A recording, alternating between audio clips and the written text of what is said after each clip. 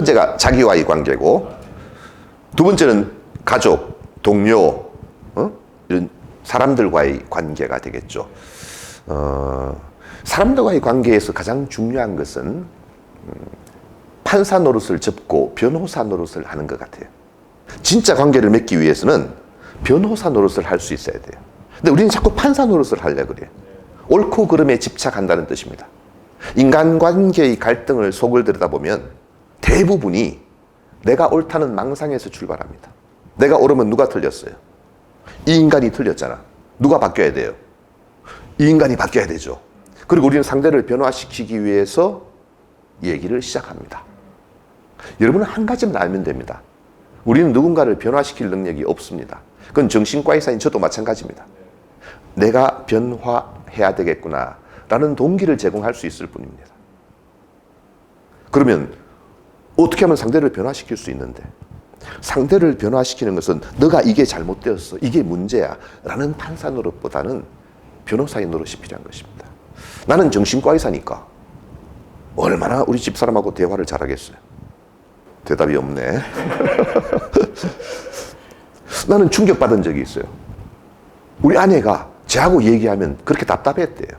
한 50이 될 때까지는 얘기가 안 통했대요. 50대 중반이 되니까 좀 나아지고 60이 되니까 조금 견딜 만한데 아직도 멀었대요.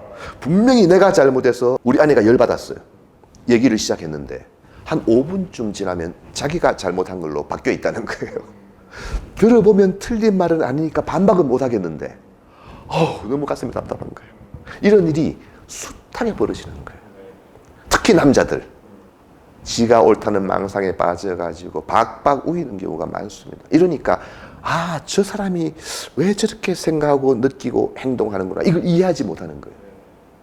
그 상대를 변화시키려는 노력하는 거예요. 그러니까 이제는 판사 노릇 가끔 필요할 때가 있지만 관계를 위해서는 변호사 노릇을 해야 된다. 이걸 인정하셔야 됩니다. 훈련해야 됩니다. 쉽지 않습니다, 이거는. 그 다음에 이제 자신과의 관계가 가장 중요하고 주변에 있는 사람들과 관계, 그 다음에 이제 세상과의 관계죠. 세상과의 관계는 별거 없어요. 감사하면 좋다, 이런 얘기 많이 들었죠.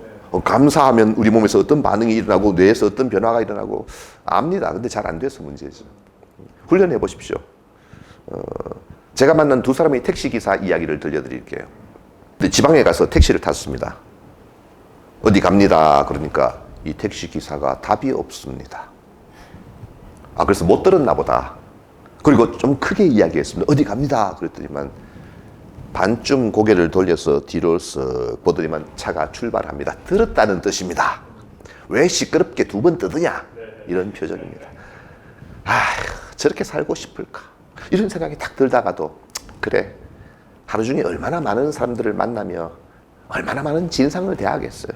그런데 택시비 얼마 받아봤자 참 피곤하겠지, 그런 측은한 마음도 들었습니다. 또 한 명의 택시기사 얘기를 들려드릴게요. 아주 오래전에 경제 위기가 왔을 때 새벽 5시에 제가 택시를 탔습니다. 젊은 기사가 반갑게 나를 맞아주더라고요. 선생님 어디 가세요? 병원 갑니다. 의사 선생님이세요? 예. 좋으시겠어요. 저도 요즘 행복합니다. 그런 거예요. 아니, 그 경제 위기 속에서 택시를 몰면서 행복하다는 인간이 어디 있어요? 내가 속으로 별인간 다 본다, 이렇게 생각했어요.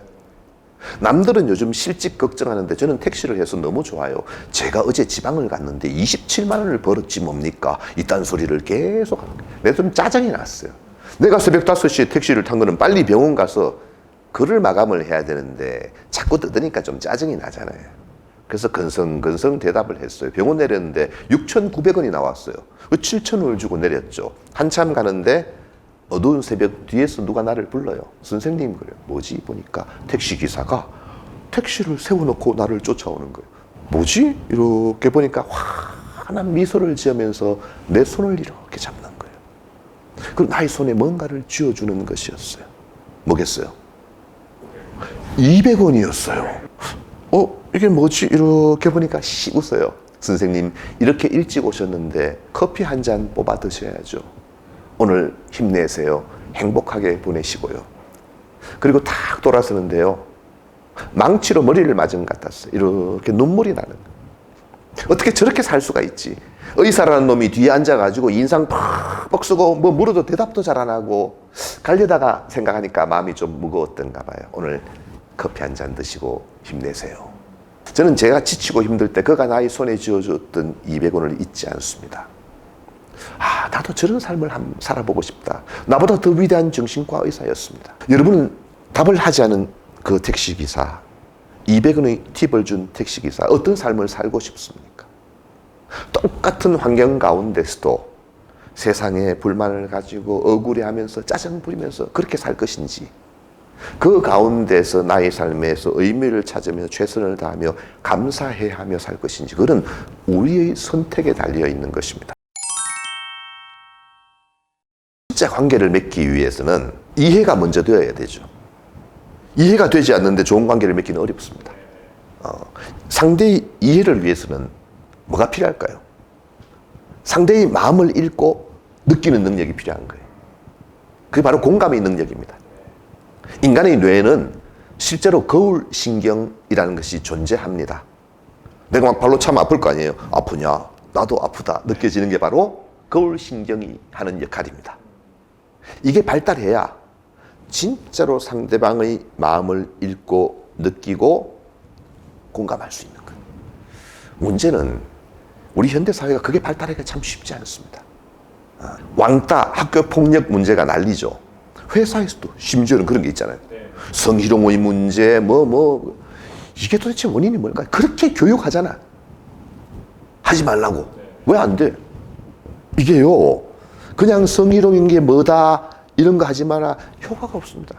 학생들에게 뭐 왕따시키지 마라, 이건 나쁜 행동이다, 백날 가르쳐도 효과가 없습니다. 이유가 뭘까요? 상대방의 마음을 느끼지 못하게. 그 공통점이 그것입니다. 우리 학교 다닐 때는 왕따, 학교 폭력이 없었을까요? 있었습니다. 그때는 더 끔찍했습니다. 근데 요즘 왜 난릴까요? 이유가 간단합니다. 우리 학교 다닐 때 왕따와 학교 폭력은요, 나쁜 놈이 나쁜 짓 한 거예요. 세상 어디나 나쁜 놈은 있어요. 근데 지금은 뭐예요? 아니에요. 애들 보고 너 왜 친구 괴롭혔어? 물어봐요. 대답이 뭔지. 그냥 재밌잖아요. 심심하잖아요. 이딴 소리를 하는 겁니다. 이게 얼마나 무서운 이야기인지 모릅니다. 상대방의 마음을 느끼지 못한다는 것 뜻입니다. 그러니까 그런 짓을 하고도 아무런 거리낌이 없는 것이죠. 과거의 차이가 그런 것들이에요.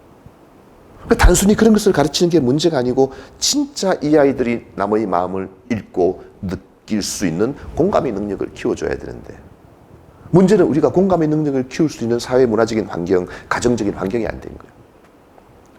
정신과 질병 가운데 공감의 능력이 없는 성격장애가 두 가지가 있습니다.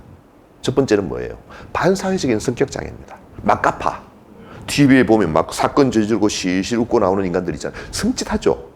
그 인간들이 왜 그런 짓을 할 수 있는지 아세요? 상대의 아픔을 느끼지 못하기 때문에. 그러니까 지는 막 심각하게 행동하고 아무렇지도 않게 밥 먹으러 가는 거예요. 또 한 부류가 더 있어요. 바로 나르시스트, 자기애가 충만한 사람들이. 이 친구들은 공감의 능력은 있어요. 지한테만 가 있는 거예요. 이렇게 문제가 되는 거예요.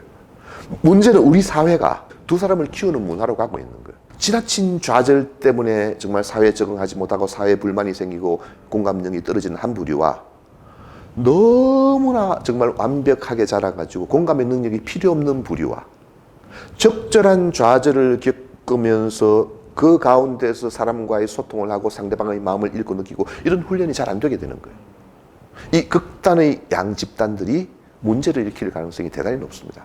그러니까 과거에 말하는 우리 평범한 사람들이 좀 많아지고, 그 평범한 가운데 사람들과 지지고 볶으면서 정말 사람들을 이해하고 사람들의 마음을 읽고 느낄 수 있는 이런 문화를 만들어야 할 것 같은데, 지금 환경에서 참 쉽지는 않은 것 같습니다. 그리고 그 얘기를 합시다. 약간 관계와 관계되는 것인데, 리더십에 대한 얘기를 한번 합시다. 회사 내에서의 관계인데요. 기업체에 가보면은 어떤 리더냐에 따라서 그 기업의 문화가 완전히 달라지게 되죠. 그만큼 리더들의 영향은 큽니다. 그래서 우리가 리더십 교육을 하게 되잖아요. 리더십 교육은 아무런 소용이 없습니다. 그 위에 진상들 좀 만났대요. 그 인간이 옛날에 리더십 교육을 겁나게 받았던 인간들이야. 아무짝에도 못 쓰는 거예요. 저는 리더십 강사는 아니지만 리더십 교육은 정신과 의사나 심리 선생님이 해야 된다고 믿습니다. 축구공을 차는 것과 개를 차는 것은 다른 것입니다. 축구공은 잘 차면 예측이 가능하잖아요. 사람은요, 예측이 가능하지 않습니다. 책에서 몇 번 배웠다고 행동한다고 되는 것이 아닙니다. 리더란 결국 사람을 대하는 사람들이란 뜻입니다. 이거는 일단 내가 편안해야 됩니다. 내가 여유가 있어야 됩니다. 내가 안정적이어야 합니다. 내가 지금 위에서 박살이 났는데 밑에 가가지고 참 우리 팀 잘했다, 훌륭하다 이렇게 말할 수 있는 성숙한 인간은 세상에 많지 않습니다. 리더가 왜 자기 자신의 마음 관리를 해야 되느냐? 내가 지금 지쳐 있어. 내가 지금 힘들어. 이러면요, 모든 자극이 전부 다 스트레스로 작용하게 돼 있습니다. 리더의 마음이 대단히 중요한 것이라는 뜻입니다. 그래서 나는 우리나라의 리더들이 좀 여유가 있었으면 좋겠다 하는 생각을 해봅니다. 이 여유는 자신감에서 나오는 것입니다. 자신감은 실력과 노력에서 나오는 것이죠. 여러분이 이름만 들으면 알만한 대한민국의 CEO들을 많이 만나봤는데 그 가운데는 참 따뜻하고 여유가 있고 유머도 있고 그러면서도 돌격 앞으로도 할 줄 알고 참 존경스럽다 이런 분들도 있었지만 가끔은 야, 저 자리까지 갔는데 어떻게 표정이 저렇게 더럽냐 이런 분들도 만납니다. 무슨 차이일까요? 그것은 외적인 성장 얼마나 많은 것을 가졌느냐 이런 것과는 별 관계가 없는 것 같습니다. 우리 삶을 한번 돌아봅시다. 뭐 대단한 것을 이루지는 못했잖아요. 그저 열심히 주어진 환경에 따라 열심히 살면서 여기까지 왔어요. 때로는 우울할 때도 있고 때로는 불안할 때도 있고 때로는 힘들 때도 있고 좌절하기도 하고 그러나 나름대로 뭐 큰 해 안 끼치고 또 내 주변 사람과 잘 지내면서 여기까지 왔어요. 이런 자신의 삶에 대한 자신감이에요. 이런 자신감이 있는 사람은 어떤 자리라든가 외적인 요소에 집착하지 않습니다. 여유가 있죠.